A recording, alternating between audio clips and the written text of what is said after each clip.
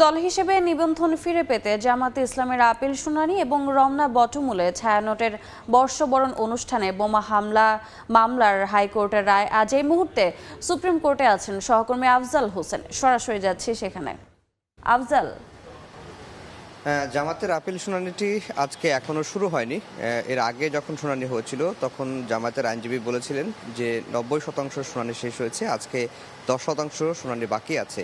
সেই শুনানিটি হয়তো অল্প কিছুক্ষণের মধ্যে শুরু হবে এবং আজকে শুনানি শেষ হবে। শুনানি শেষ হলে যদি আপিল বিভাগ আজকে আদেশ দেন তাহলে আমরা সিদ্ধান্ত জানাতে পারবো, আর যদি আদেশের দিন ধার্য করেন তাহলে ওই দিন হয়তো জামায়াত নিবন্ধন ফিরে পাবেন কি পাবেন না সেই বিষয়টি জানা যাবে। আর যেটি বলে রাখি, 2013 সালে জামায়াতের নিবন্ধনটি বাতিল হয় এক রিট আবেদনের প্রাথমিক শুনানি শেষে। এরপর জামায়াত আইনি লড়াই শুরু করে 2023 সালে এসে জামায়াত আপিল করে।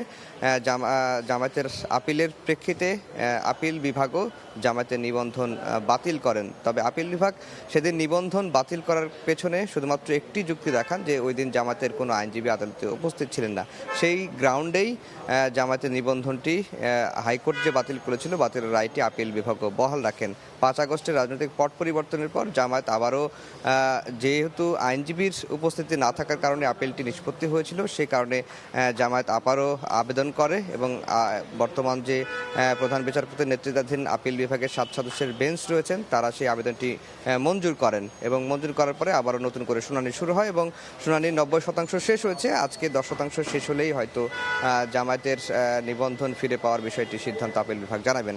আরেকটি বিষয় বলে রাখি যে রমনা বটমূলে বোমা হামলা মামলার আজকে রায়ের দিন ধার্য রয়েছে। এর আগে গত বৃহস্পতিবার হাইকোর্টের একটি দ্বৈত বেঞ্চ রায় ঘোষণা শুরু করেছিলেন। সেদিন এজাহার, অভিযোগ এবং সাক্ষ্য প্রমাণগুলো পর্যালোচনা করেছেন। আজকে মূল রায়ের অংশটুকু দেওয়ার কথা।